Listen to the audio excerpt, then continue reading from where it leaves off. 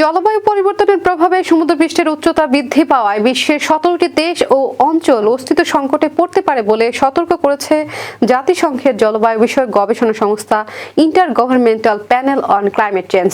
ঝুঁকিপূর্ণ তালিকায় রয়েছে বাংলাদেশও। আইপিসিসির প্রতিবেদনের সারসংক্ষেপ প্রকাশ করেছে দ্য জেরুজালেম পোস্ট। এতে বলা হয়েছে 2100 সালের মধ্যে সমুদ্রপৃষ্ঠের উচ্চতা 32 থেকে 84 সেন্টিমিটার পর্যন্ত বৃদ্ধি পেতে পারে।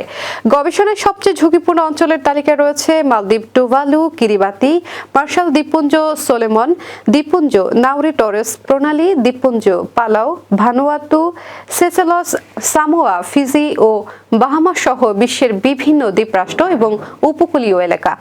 এছাড়া হুমকির মুখে রয়েছে ইতালির ভেনিস, যুক্তরাষ্ট্রের মিয়ামি এবং নেদারল্যান্ডসের বিস্তীর্ণ উপকূলীয় এলাকা। প্রতিবেদনে বলা হয়েছে, এই শতাব্দীর শেষ নাগাদ বাংলাদেশ তার মোট ভূখণ্ডের প্রায় 17% হারাতে পারে।